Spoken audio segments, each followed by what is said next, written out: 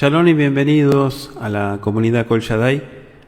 Vamos a dar inicio hoy al estudio sistemático de la carta a los Efesios, Efesim, como le conocemos en hebreo, y primeramente vamos a dar, como siempre hacemos, una introducción para entender en contexto el contenido de esta carta tan interesante como es la carta a los Efesios. Casi toda la comunidad primitiva consideraba que esta carta fue dirigida a una comunidad puntual en Éfeso. Estamos hablando de la actual Turquía. Todos los manuscritos conocidos, sin excepción, llevan el título a los Efesios o el Efesim.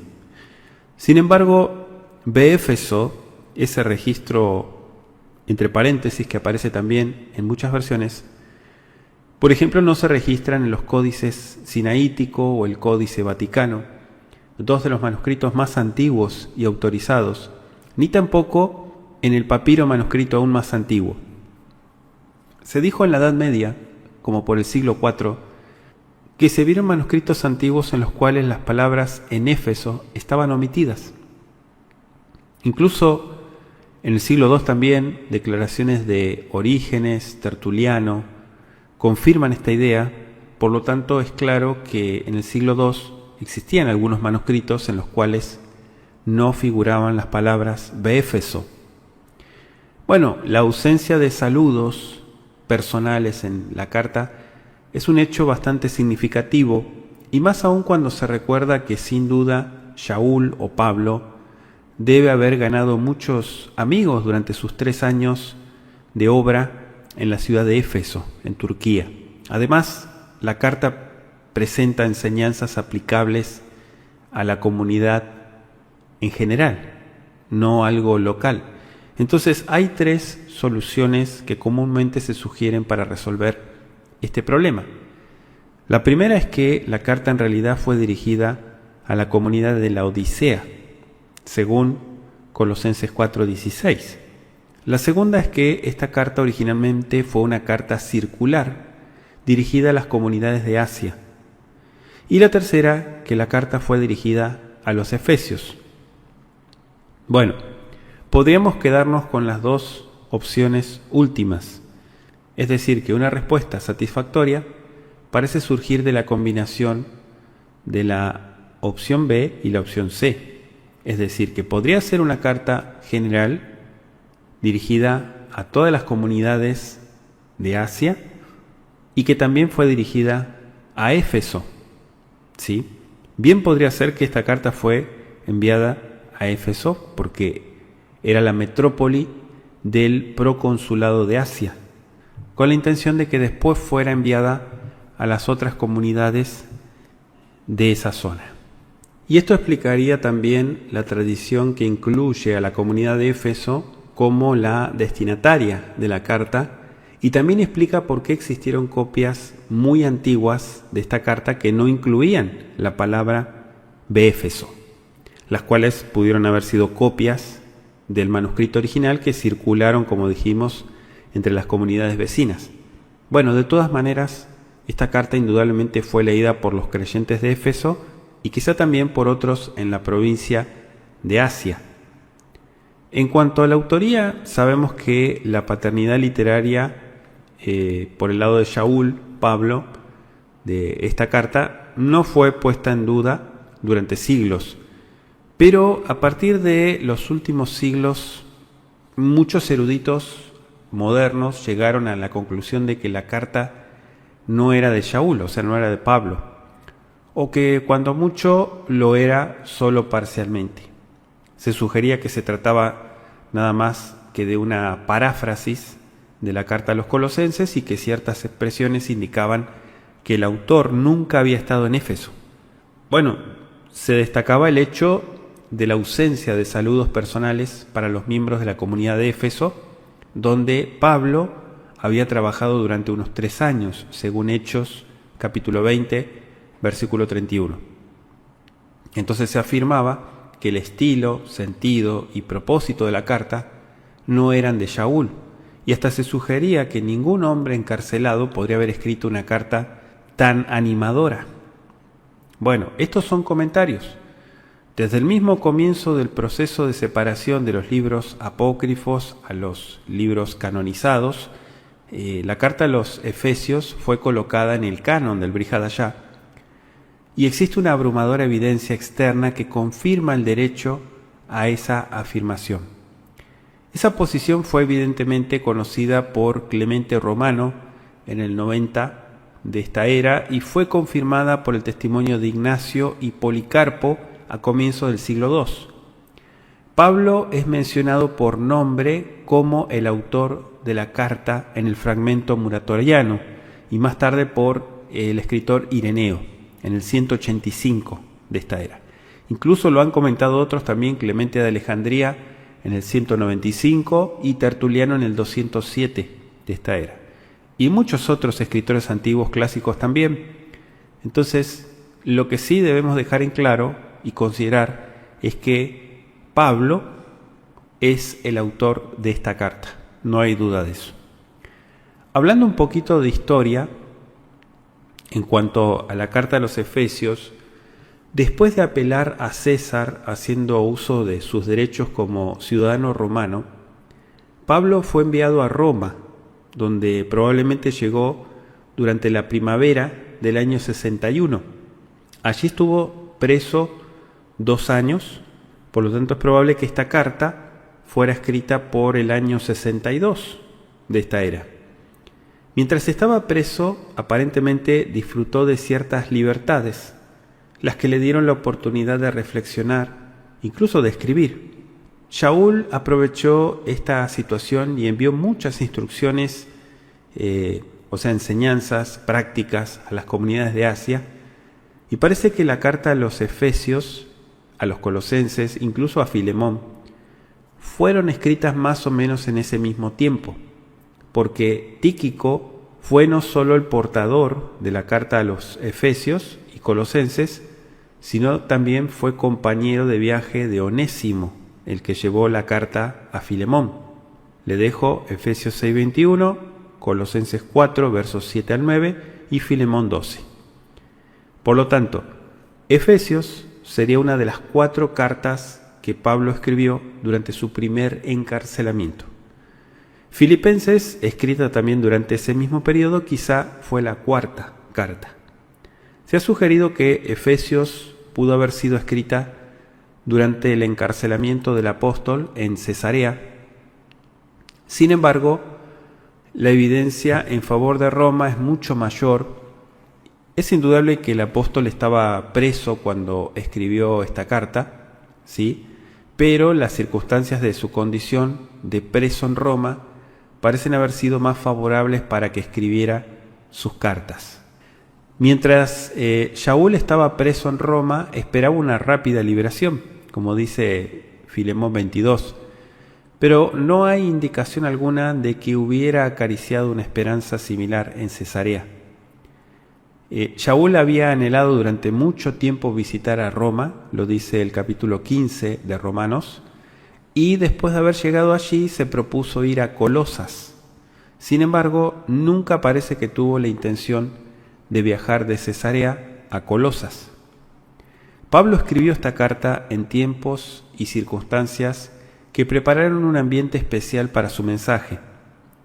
El sanguinario Nerón era emperador, abundaban el libertinaje, la vida fastuosa, los asesinatos.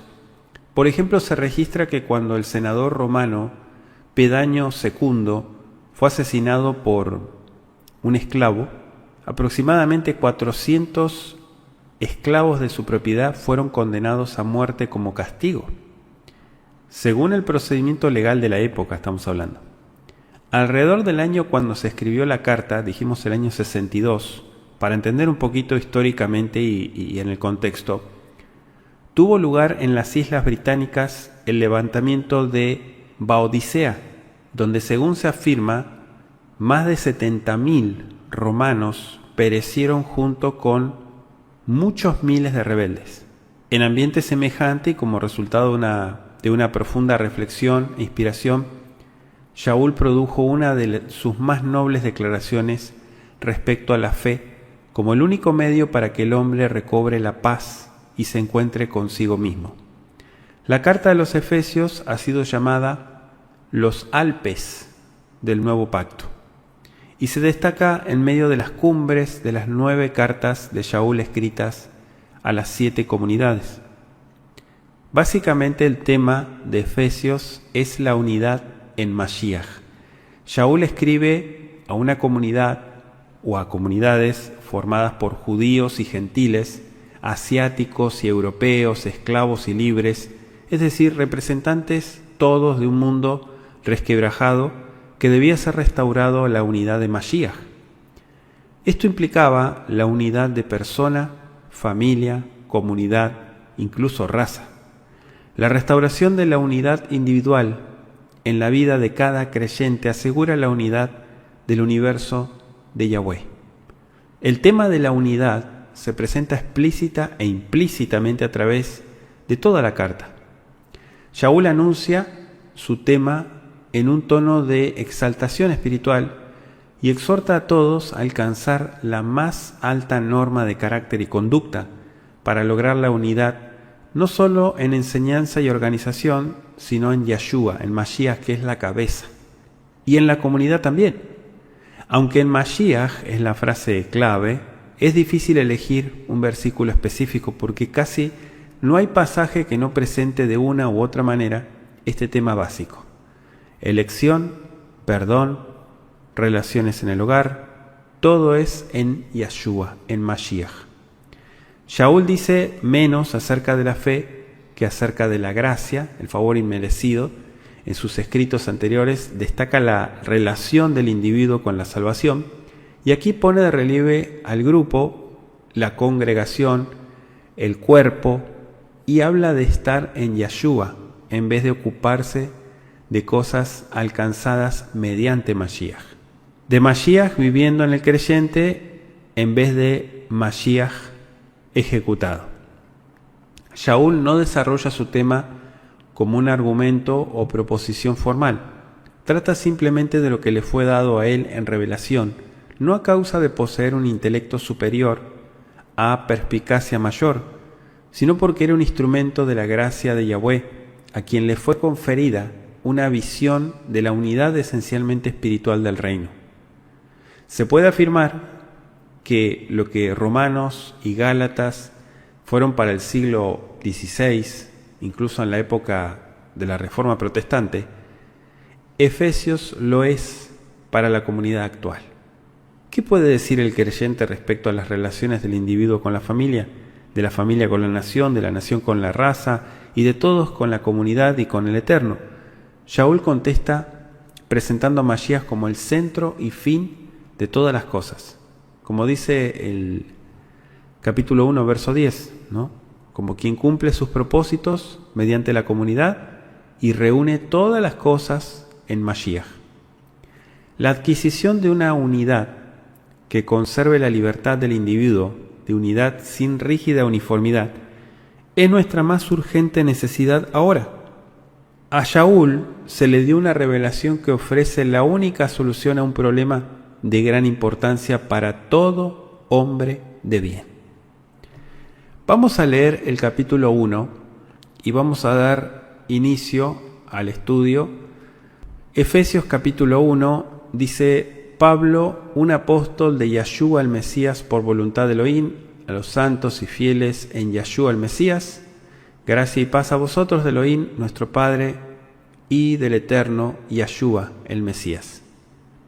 Bendito el Elohim y Padre de nuestro Adón Yeshua el Mesías, quien nos bendijo en los cielos con toda bendición espiritual en el Mesías, según nos escogió en él antes de la fundación del mundo, para que fuéramos santos y sin mancha delante de él, habiéndonos predestinado en amor para ser adoptados hijos suyos por medio de Yeshua el Mesías, según la complacencia de su voluntad, para alabanza de la gloria de su gracia que nos concedió gratuitamente en el amado, en quien tenemos la redención por su sangre, el perdón de los pecados conforme a las riquezas de su gracia, que hizo sobreabundar para con nosotros en toda sabiduría e inteligencia, dándonos a conocer el misterio de su voluntad, según su complacencia que se propuso en sí mismo, en la administración del cumplimiento de los tiempos, de reunir todas las cosas en el Mesías, las que están en los cielos y las que están en la tierra, en quien también fuimos hechos herederos, habiendo sido predestinados conforme al propósito del que hace todas las cosas según el designio de su voluntad, a fin de que seamos para alabanza de su gloria, nosotros los que primeramente esperábamos en el Mesías. En él también vosotros, habiendo oído la palabra de la verdad, el evangelio de vuestra salvación, y habiendo creído en él, fuisteis llamados por el Ruach HaKodesh prometido, que es arras de nuestra herencia hasta la redención de la posesión para alabanza de su gloria. Por esto yo también, habiendo oído de vuestra fe en el eterno Yahshua y del amor para con todos los santos, no ceso de dar gracias por vosotros, haciendo mención en mis oraciones, para que el Elohim de nuestro Adón Yahshua, el Mesías, el Padre de la Gloria, os dé espíritu de sabiduría y de revelación en el conocimiento pleno de él, iluminados los ojos del corazón para saber cuál es la esperanza de su llamamiento y cuál la riqueza de la gloria de su herencia con los santos, y cuál la inmensurable grandeza de su poder para con nosotros, los que creemos, por la acción soberana de su fuerza, la cual operó en el Mesías, resucitándolo de los muertos y sentándolo a su diestra en los cielos, sobre todo principado y autoridad y poder y señorío, y sobre todo nombre que se nombra, no solo en esta edad, sino también en la venidera. Y sometió todas las cosas debajo de sus pies, y lo dio por cabeza sobre todas las cosas a la comunidad, la cual es su cuerpo, la plenitud de aquel que todo lo llena en todo. Palabra del Eterno. Capítulo 1 de Efesios, damos inicio en el estudio. Ya dimos la introducción y bueno, entendemos que después del saludo, de dar gracias por los Efesios, Pablo habla de la elección, de la adopción por el favor inmerecido del Eterno, ¿sí? Lo cual es la verdadera fuente de la salvación del hombre. El hombre no obtiene la salvación por sus propios medios, sino es por la gracia del Altísimo. Y como la profundidad de este misterio no puede humanamente sondearse o entenderse, él ora para que ellos lleguen al pleno conocimiento y por lo tanto a la posesión de Mashiach. Muy importante este capítulo 1 porque es un tema súper interesante como es la salvación, ¿no? ¿Y cuál es el plan de salvación?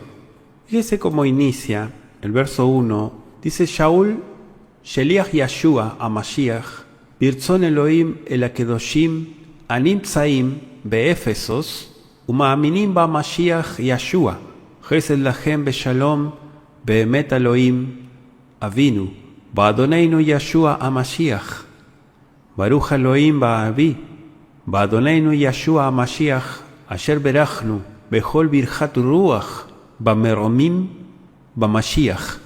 Así son las primeras palabras de los primeros 3 versículos. Se presenta Shaliach, enviado. ¿Enviado de quién? De Yahshua, el Mesías.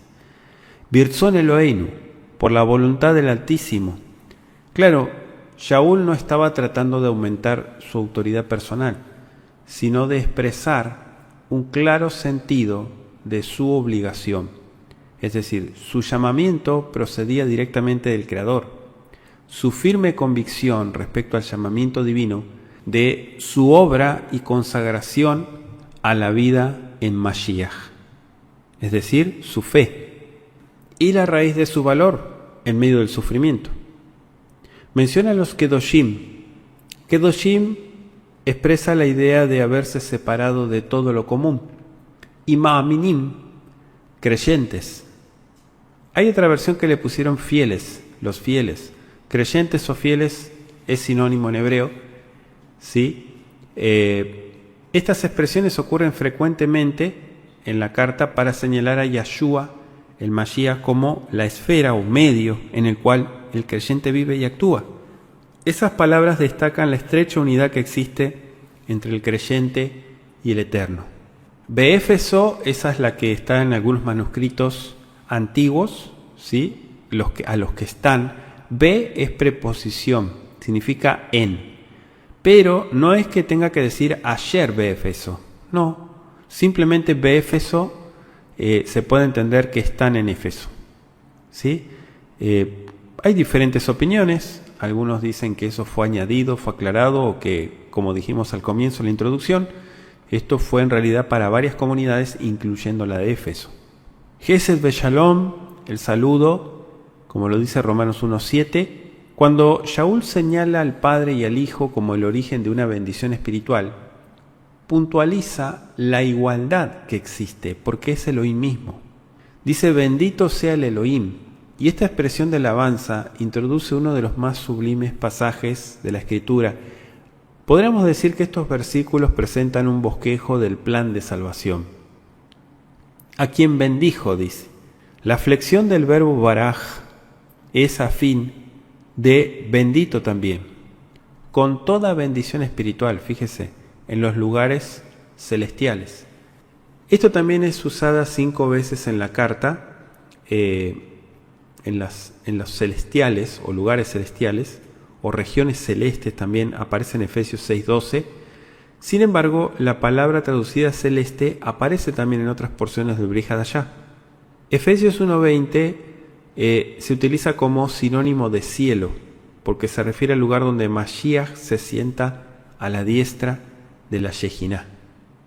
Esto parece ser también el significado de la frase en el capítulo 2:6. Si somos ensalzados junto con Mashiach y estamos en Yahshua el Mesías, y Mashiach está a la diestra de Elohim, el Padre, en los cielos, entonces nosotros también, en sentido figurado, estamos sentados con Mashiach en los cielos. Dice el versículo 4, voy a leer del 4 al 6, según nos escogió en Él antes de la fundación del mundo para que fuéramos santos y sin mancha delante de Él, habiéndonos predestinado en amor para ser adoptados hijos suyos por medio de Yahshua el Mesías, según la complacencia de su voluntad para alabanza de la gloria de su gracia, que nos concedió gratuitamente en Él amado. Bien, vamos a explicar esto, que nos escogió en Él antes de la fundación del mundo. ¿Cómo es esto? Bueno, hay una doctrina de la predestinación, ¿sí?, o designación de ciertos elegidos, que en realidad es falsa. ¿Por qué es falsa? Porque están malinterpretando estos versículos, ¿sí? Eligen estos versos como para decir, bueno, Él ya nos eligió desde antes de la fundación del mundo para ser salvos, así que hagamos lo que hagamos, ya somos salvos. Es decir, somos predestinados. No, no se debe entender así. Lo que sí se tiene que entender en el texto hebreo es que el propósito en general, para el humano, fue la salvación, ¿sí? Fue la salvación desde antes, o sea, siempre. Salvación no hablo de pecar y enviar a su hijo y derramar la sangre y pagar el precio, no hablo de todo eso, eso fue algo que fue una consecuencia. Lo que yo estoy hablando es que el propósito del humano es estar en la presencia del Eterno. Entonces a eso se le llama salvación. Salvación quiere decir aislado, separado de lo demás. Va por ese lado. Elegidos para salvación no quiere decir que el Eterno ya eligió de antemano quienes están designados para perdición y quienes para salvación. No. Es cierto que estos versículos muchos los manipulan porque dicen estos son de predestinación o designación de ciertos elegidos, pero no se habla de elegidos para perdición. Cuando se trazó el plan de salvación antes de la fundación del mundo, se decidió que quienes se ajustaran a las condiciones de dicho plan serían considerados nuevamente como hijos. El deseo del Eterno era que todos aceptaran el plan y fueran salvos. Lo dice 1 Timoteo 2:4, incluso 2 de Pedro 3:9. La predestinación es un tema que ha llevado a errores. Y dice, Él nos escogió. Según lo dice Bereshit 1:3, dijo, y sea la luz, y fue la luz. Algunos han entendido que eso fue establecido de antemano, o sea, no estamos hablando de la luz que nosotros conocemos, o el sol, o la energía en sí, sino lo interpretaron, incluso algunos midrashim, que el Eterno eligió al pueblo antes de la creación. Bueno, Shaul expresa aquí una idea similar con relación a la comunidad, o sea, es una elección general, no individual. Y dice en él porque toda la vida espiritual del creyente se centra en el eterno, por lo tanto constituye la esfera en la cual puede hacerse la elección. El que se acerca al eterno es elegido para salvación, así como quien se une a un coro es elegido o escogido para cantar. Bueno, por esta razón no hay una elección arbitraria. El propósito del eterno es salvar a todos los que por fe aceptan a Mashiach como su redentor. El plan de salvación fue trazado antes de la fundación del mundo. En ese momento el Eterno se propuso salvar a quienes estén de acuerdo con su plan. Le dejo Apocalipsis 13:8. ¿Sí? Los tiempos que nosotros entendemos para el Eterno no rigen de la misma manera. Quiero aclarar eso. ¿Sí? Nosotros no somos seres eternos. Nosotros solamente vivimos un soplo y ya dejamos de ser. El humano no es un ser eterno. Dice el versículo 5, en amor. La sintaxis original del hebreo permite unir esta frase con su antecedente, que dice sin mancha delante de él, y también con su conclusión, habiéndonos destinado. De todas maneras, en amor tiene significado aceptable en los dos casos posibles. Todo acto divino surge del atributo básico del carácter de Yahweh, el amor. Y dice por medio de Yeshua, el Mesías. Mashiach es el instrumento del plan de salvación. Yeshua es el mediador entre Elohim y el hombre, lo dice 1 de Timoteo 2:5. Pero no era un Elohim iracundo que exigía que lo apaciguaran, porque el Eterno actúa para lograr su propósito mediante Mashiach. ¿Cuál es el propósito? La salvación del hombre, del humano. Y dice el puro afecto. En otras traducciones dice beneplácito, agrado, buena voluntad, así lo traduce. Transmite esa idea, frases como beneplácito de su voluntad, que combinan dos ideas abstractas, ¿no? Son características del estilo de esta carta. El beneplácito de Elohim fue idear y llevar a feliz término el plan de salvación, para que todos los que ejercieran firmemente su fe en Yeshua, el Mesías, fueran adoptados como hijos en la familia de Elohim.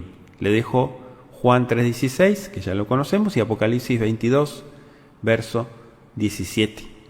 Ahora, mire lo que dice el verso 6 que leímos, para alabanza de la gloria de su gracia, que nos concedió gratuitamente en el amado. ¿Quién es el amado? El amado es Mashiach, ¿sí? O sea, a través de su Hijo, la revelación divina al humano, nosotros tenemos acceso. Nos hizo aceptos. ¿Qué dice el versículo 7? En quien tenemos la redención por su sangre, el perdón de los pecados, conforme a las riquezas de su gracia, que hizo sobreabundar para con nosotros en toda sabiduría e inteligencia, dice el verso 8. La redención se efectúa por algo más que una cierta cooperación con Mashiach o una simple unión mística con él. Mashiach es el medio de redención. En su persona tiene lugar esa gran obra. O sea, Mashiach es el arquitecto, el constructor, la piedra angular de la redención. Y dice por su sangre. Recuerde que Levítico 17:11 dice que la vida está en la sangre. La sangre derramada de Yeshua representa la vida que fue entregada para redimir a la humanidad. El perdón de los pecados, es decir, redención, es liberación de la esclavitud en que cayó el ser humano por transgredir la voluntad divina. Liberación hecha a un costo infinito. El derramamiento de la sangre de Yeshua fue para remisión de pecados. Le dejo Mateo 26:28. Y decíamos, el verso 8, sobreabundar para con nosotros en toda sabiduría e inteligencia. ¿Qué quiere decir esto? Las riquezas del favor inmerecido del Eterno no solo son suficientes para cada necesidad, sino que proporcionan además nuevos dones. Toda la creación testifica de cuán generosamente ha dotado el Creador a sus obras. Aquel que suplica el favor divino descubre que Elohim no es menos generoso con sus dones espirituales. La frase en toda sabiduría e inteligencia puede unirse tanto con lo que antecede como con lo que sigue. Si se considera como parte del verso 8, se refiere a la esfera en la cual la gracia de Yahweh nos es conferida. De esta forma, sabiduría e inteligencia son dones divinos para el ser humano. Pero si la consideramos como la primera parte del verso 9, sabiduría e inteligencia se refieren a las cualidades de Yahweh.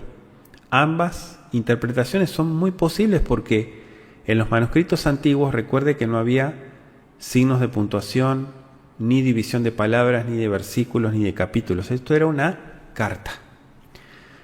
Dice el versículo 9, sigo avanzando, 9 y 10, dándonos a conocer el misterio de su voluntad según su complacencia.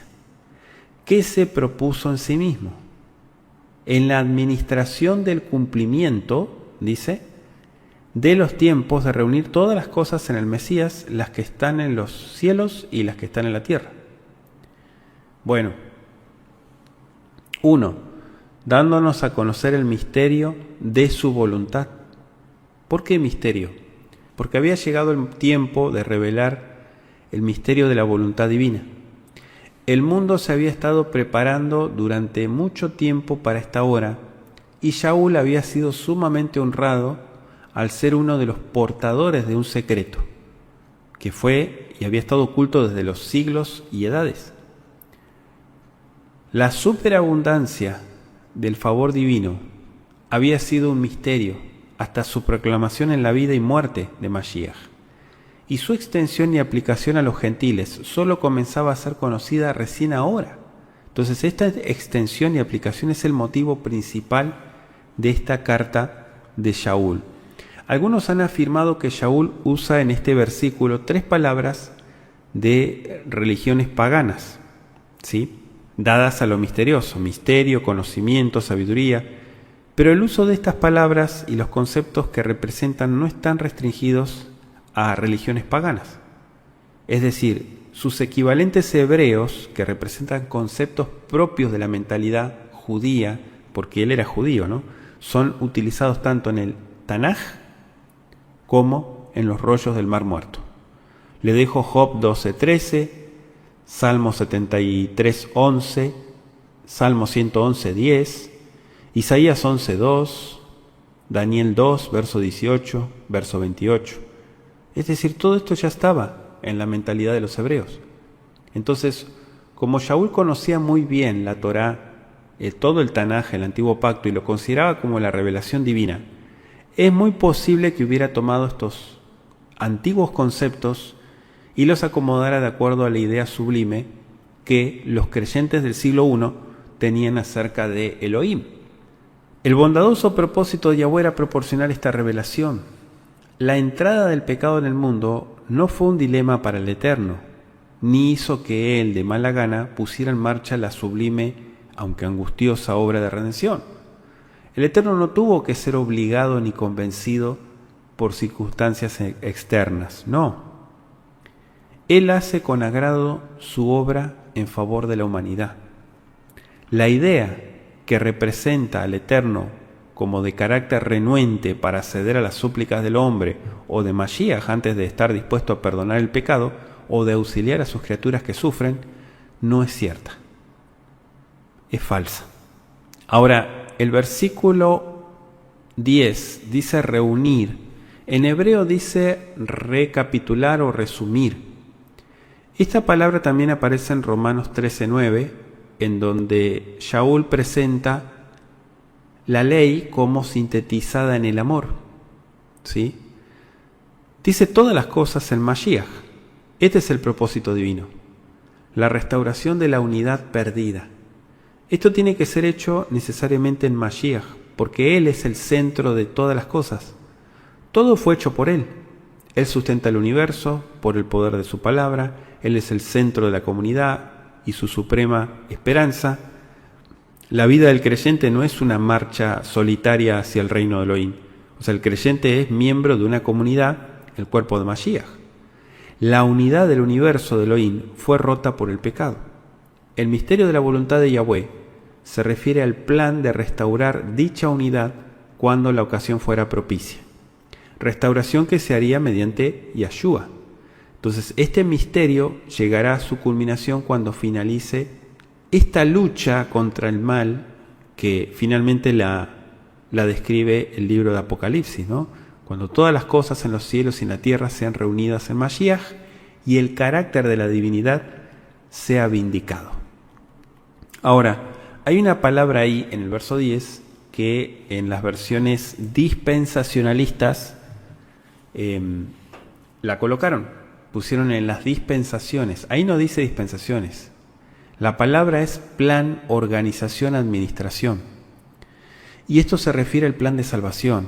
La Biblia no habla de dispensaciones. Todo eso es una manipulación cristiana totalmente ajena a la Biblia. ¿Sí? Si tiene duda de este tema, escuche el tema las dispensaciones, o creo que está como el dispensacionalismo, así lo puede encontrar en nuestros estudios. Muy importante abrir los ojos a eso porque hay palabras sutiles que con mucha sutileza, con mucha astucia, siembran en los creyentes. De hecho, hay mucha gente que es creyente y no sabe, nunca escuchó hablar de las dispensaciones. Bueno, todo eso es diabólico, todo eso no tiene nada que ver con la fe bíblica. El cumplimiento de los tiempos, hablemos de eso. El plural en hebreo sugiere una sucesión de periodos y ocasiones. Esta expresión parece abarcar toda la edad de Shaul. Así como hay momentos apropiados para sembrar la semilla y recoger la cosecha, también hay momentos propicios para la actividad divina en relación con la redención de la humanidad. Hay cosas que solo pueden ser hechas en determinado momento, porque el Eterno trata con seres morales libres, a los cuales ni siquiera intentará forzar para que cumplan los propósitos divinos. A través de los siglos ha habido continuas revelaciones de los planes divinos, etapas sucesivas de una marcha que conduce a la consumación final cuando se alcanzará la unidad universal. Shaul procederá a ampliar este tema a medida que describe su carta. Dice, tuvimos herencia, versículo 11, sigo avanzando, o fuimos hechos herederos, dice, habiendo sido predestinados conforme al propósito del que hace todas las cosas según el designio de su voluntad. Bueno, aclaramos otra vez que predestinado no es lo que todo el mundo está entendiendo, ¿no? Predestinado, no es la predestinación, no. Lo que está hablando acá es determinar de antemano un propósito, un plan, una organización. El Eterno no actúa por impulso, actúa de manera organizada, ¿sí? Entonces, determinó, estableció y actuó. Designio de su voluntad. El hecho de que el Eterno actúe de acuerdo con su voluntad y no de acuerdo con la del hombre, proporciona seguridad. ¿Por qué? Porque la voluntad humana es voluble e impredecible. Los hombres desafían o cuestionan los actos de Elohim hasta atreverse a atribuirle la misma mutabilidad propia del género humano, olvidando que cada acto divino está respaldado por la perfección y el amor de Yahweh. Entonces, el Eterno, el Altísimo, no actúa bajo presión o necesidad, porque Él posee sabiduría y amor infinito y voluntad soberana. Entonces, cuando usted vea que se lo presenta al Creador como si fuera un humano y actuara como un humano, eso es totalmente falso. Y eso es lo que muchas veces el ser humano inconscientemente llega a creer en su forma de actuar. Verso 12 al 14. A fin de que seamos para alabanza de su gloria nosotros los que primeramente esperábamos en el Mesías. En él también vosotros, habiendo oído la palabra de la verdad, el evangelio de vuestra salvación, y habiendo creído en él, fuisteis sellados con el Espíritu Santo prometido, que es arras de nuestra herencia hasta la redención de la posesión para alabanza de su gloria. ¿Sí? 12 al 14 acabo de leer. Los que primeramente esperábamos en Mashiach, dice. Es decir, los que antes habíamos esperado en Mashiach. Estas palabras tenían una importancia especial, sobre todo para los judíos que habían creído en Mashiach, ¿no? Porque mediante sus padres fueron los que primero participaron de la herencia esperando al Mesías desde incluso el tiempo de Abraham. Para el pueblo hebreo constituyó un gran privilegio el que se le diera la oportunidad de vivir y trabajar para alabanza de su gloria. Los creyentes que tienen hoy la verdad en Yeshua también se constituyen en los mayordomos del favor divino para el mundo incrédulo. Cuando la esperanza se fundamenta en las promesas de Elohim en Mashiach, es más que un simple anhelo relacionado con el futuro. La Escritura nos habla de la plena certeza de la esperanza en Hebreos 6:11 y también en 1 de Pedro 1:3 habla de una esperanza viva, fíjense, o Romanos 5:5, ¿no?, que dice la esperanza que no avergüenza. Shaul decía en Romanos 15:13, el Elohim de esperanza. Entonces, la esperanza está constantemente. En el ser humano hay un instinto profundamente enraizado, implantado por el Eterno mismo, que lo persuade a buscar un final feliz para los trágicos acontecimientos de la vida. Los judíos conversos a la fe en el Mesías fueron los primeros que tuvieron el privilegio de colocar su esperanza en Yeshua. Shaul menciona a sus parientes Andrónico y Junias, que llegaron a ser creyentes antes que él incluso, dice Romanos 16:7.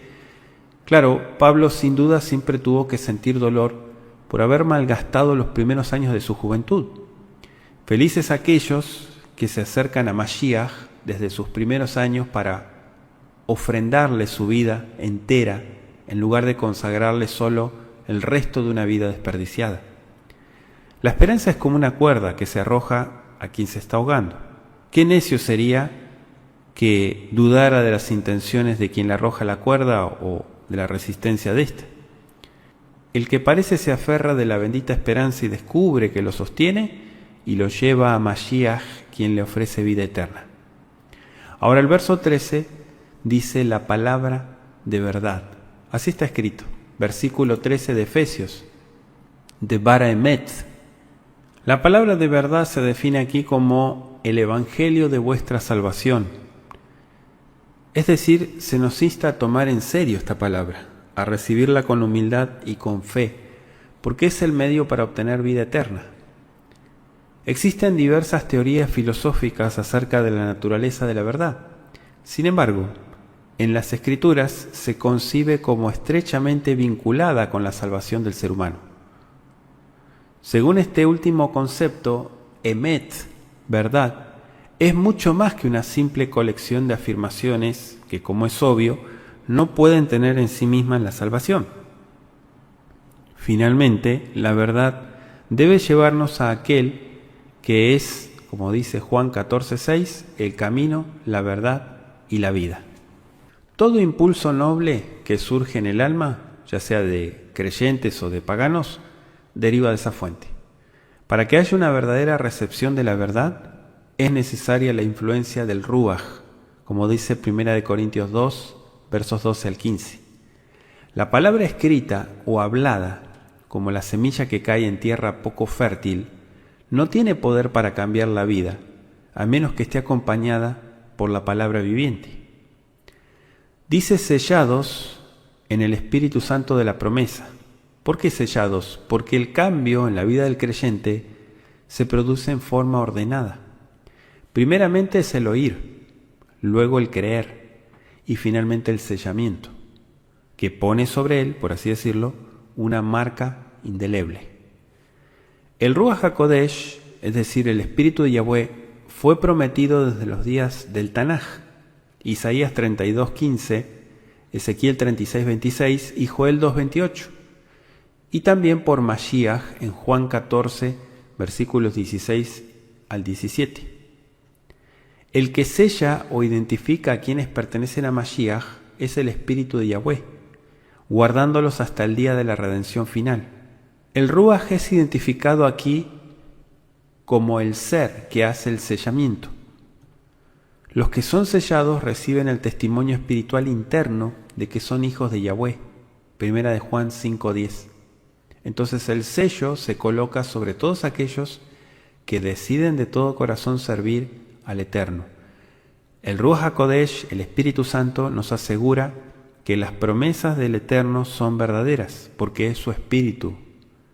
Sobre esta base el creyente las acepta por fe. Ahora, en el verso 14 utiliza la palabra arras.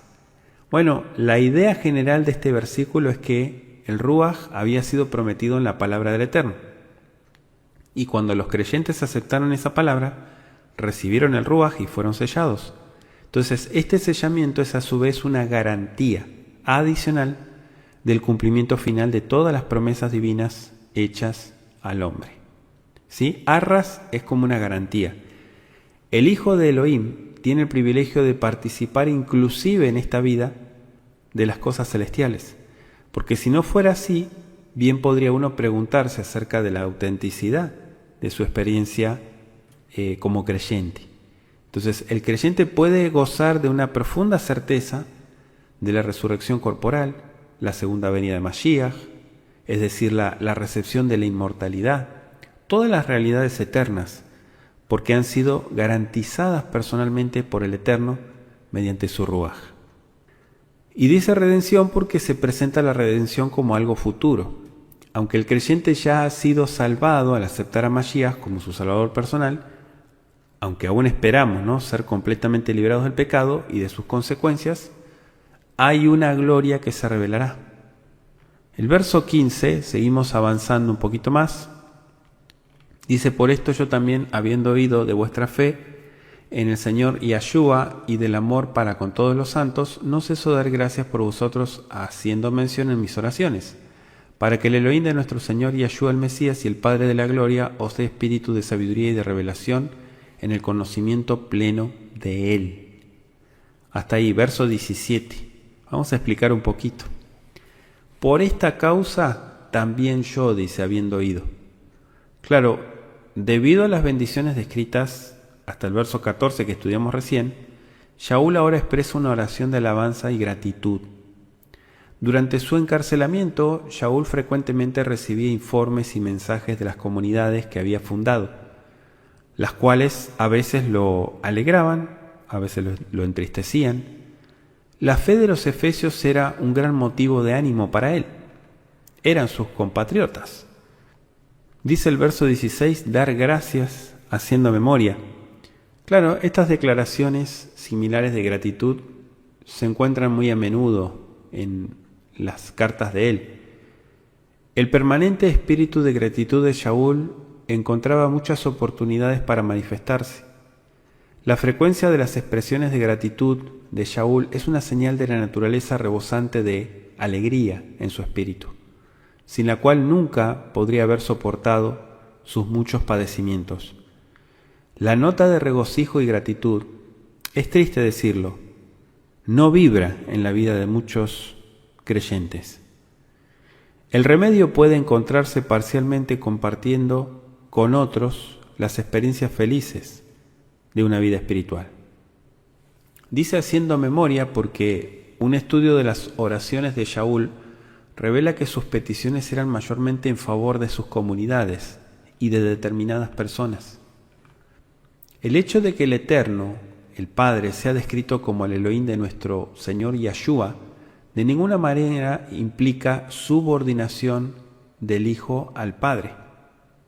Al orar a Elohim nos identificamos con nuestro hermano mayor, aun cuando solo comprendemos parcialmente el significado de esta relación. La expresión podría referirse a la gloria que pertenece al Padre, el Padre de gloria, dice, como una cualidad característica. Es obvio que en este contexto, espíritu no se refiere al Ruach HaKodesh, sino que más bien puede indicar la iluminación que el Ruach concede al creyente que sinceramente busca el conocimiento de Yahweh. Jochma aparece también, sabiduría, ¿sí?, como dice Proverbios 1:2, y revelación. Probablemente Shaul no se refiere aquí a una comunicación directa del Eterno al ser humano, sino más bien a la concesión de la capacidad necesaria para comprender lo que el Eterno ha revelado. Eso es revelación. La razón no es suficiente para lograr un correcto conocimiento del Eterno. Se debe poseer la ayuda especial de la iluminación divina por la cual el creyente obtiene la visión espiritual necesaria para el estudio de la revelación. ¿Cómo está tu vida? ¿Cómo está mi vida? Es como vamos a recibir las cosas, básicamente.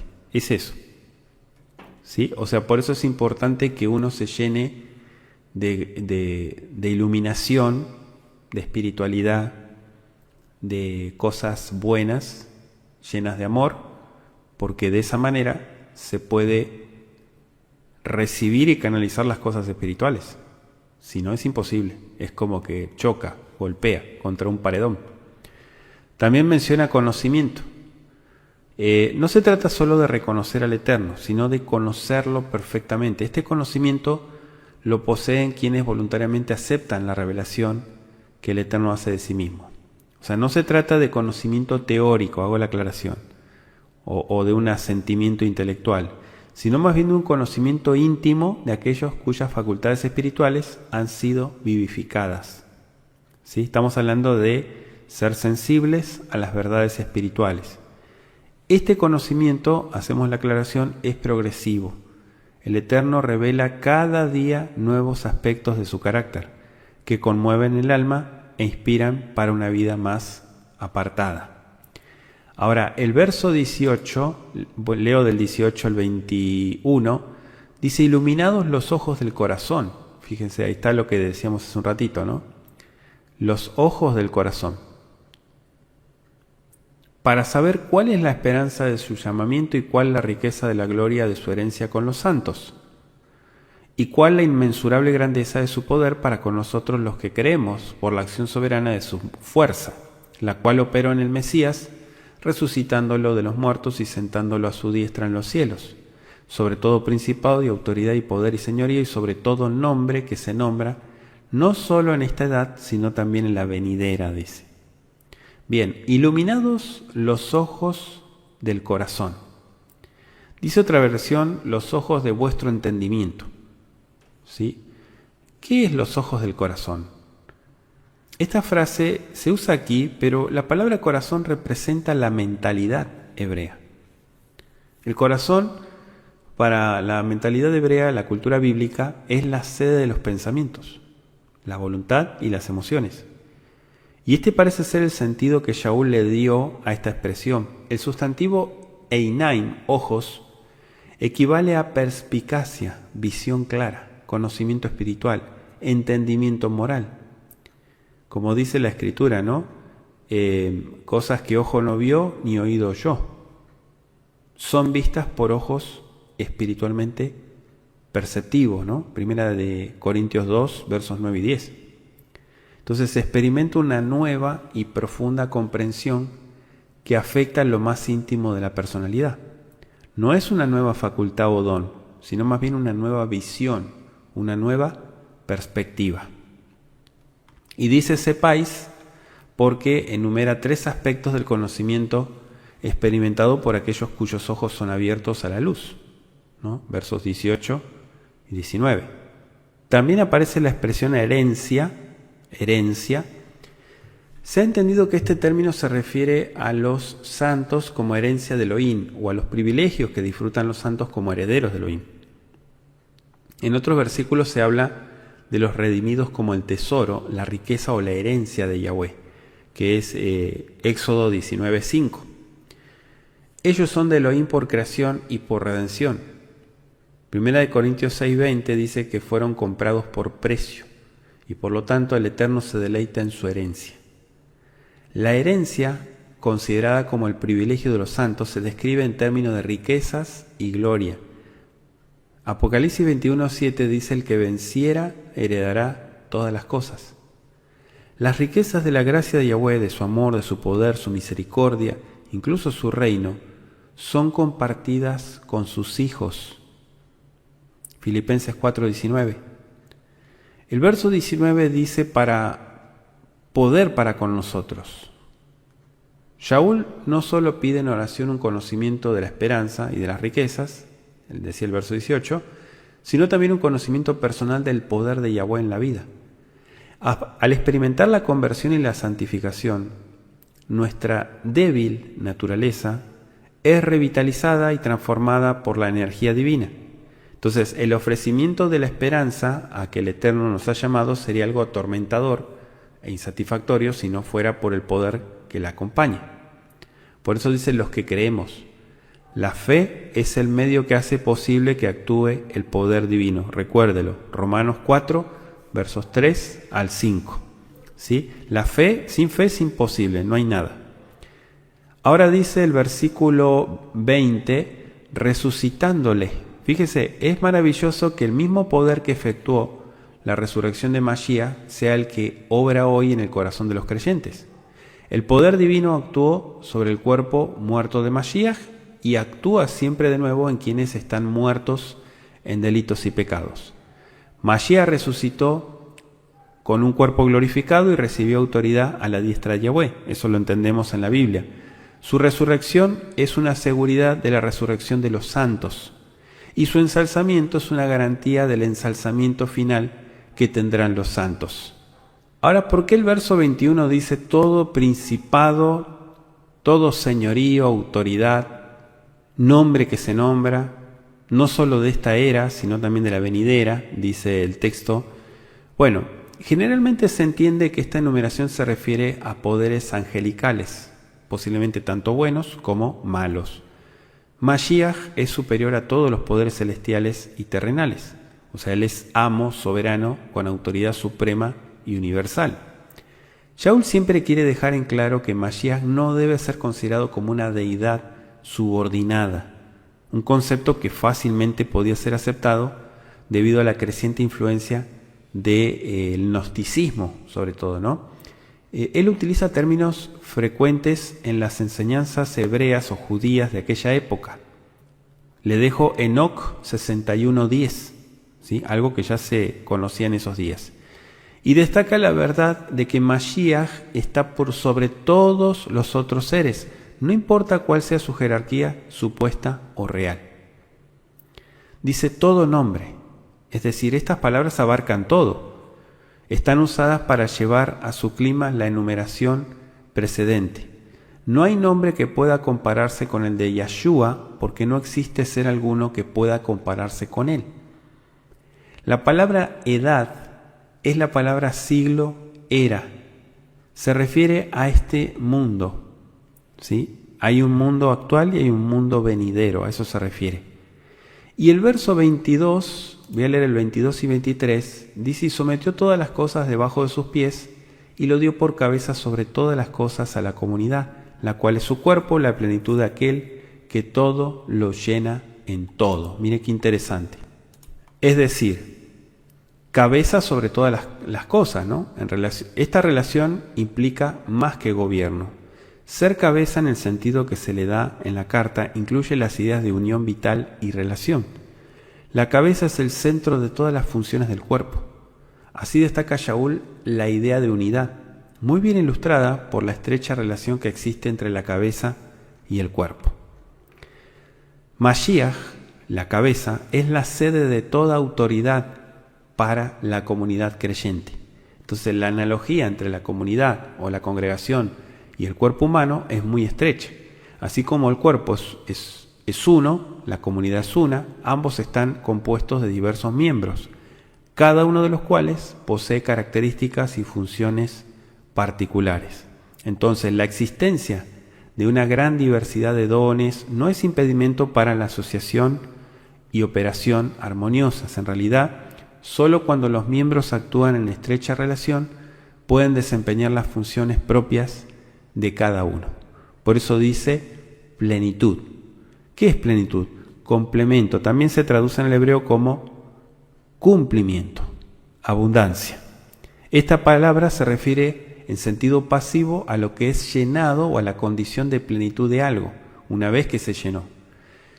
Shaul ve a la comunidad como el cuerpo de Mashiach rebosante de la plenitud de Elohim. Mashiach ha obsequiado sus características y su plenitud en la comunidad, colmándola así de una vida abundante. En Colosenses, por ejemplo, Shaul destaca la naturaleza divina de la cabeza. En cambio, en Efesios, los privilegios del cuerpo. Hasta aquí llegamos con nuestro estudio, dándole gracias al Altísimo, como siempre, por darnos la oportunidad de poder reflexionar juntos y analizar su palabra. Ribono Shel Olam, gracias Padre Eterno por este tiempo de estudio, de análisis que nos permites tener aquí en la comunidad Kol Shaddai, por el estudio de la carta de los Efesios que hemos empezado hoy. Te pedimos que sigas dirigiéndonos en toda enseñanza. Muchas gracias por todo lo que estamos aprendiendo. Amén y amén. No se olviden compartir este material con sus seres queridos y muchas gracias por su apoyo que nos brindan también a la comunidad Kol Shaddai para seguir compartiendo más estudios con todos ustedes. Nos reencontramos en otra oportunidad. Hasta la próxima.